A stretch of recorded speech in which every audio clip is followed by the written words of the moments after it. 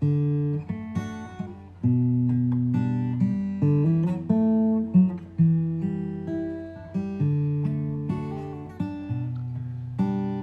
as a joke, made with a mate back home, and ventured to the Arctic. By canoe and bike we'd roam. Once a plan was made, well, we had to follow through. To let the other down, that would simply never do.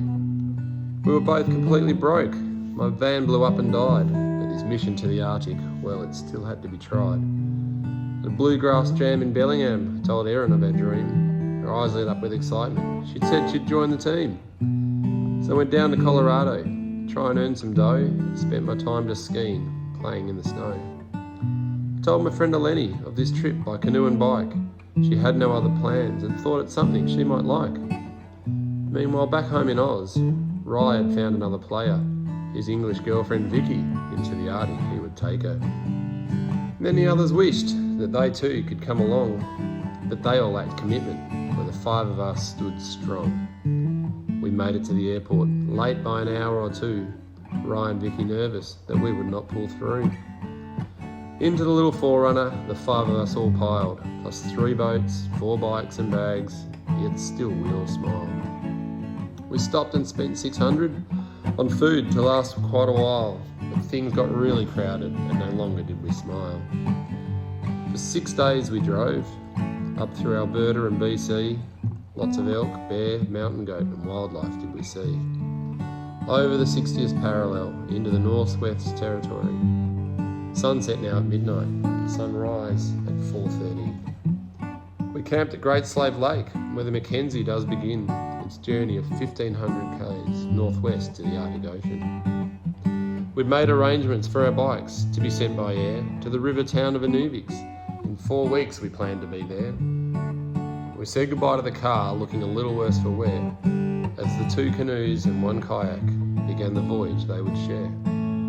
Things started out great, the current taking us along with ease, but on just our 2nd day, well, there came a nasty breeze.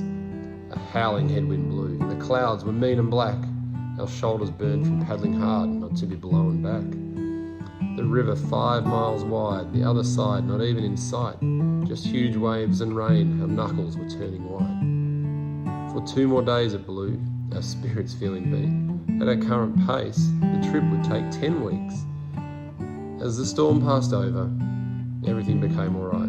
We caught some fish for dinner, and we paddled on into the night. We paddled as the sun set, somewhere around 1 a.m, paddled for 2 hours more and watched it rise again.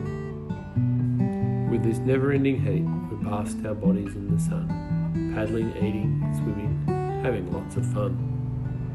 As time supplies went on, our food supplies started getting low, and creative cooking talents, well, they started to show. We munched down eagerly on oats mixed with mushroom soup.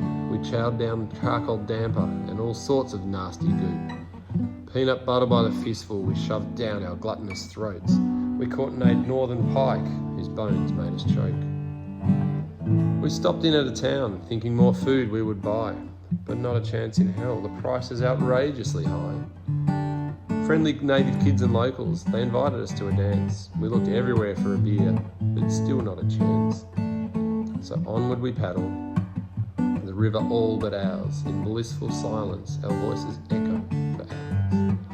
The paddle reflected, with every stroke we dip, tiny circles of waves from every splash we drip. Whispering to my friends over a mile away, as the sun hides less than an hour between each and every day.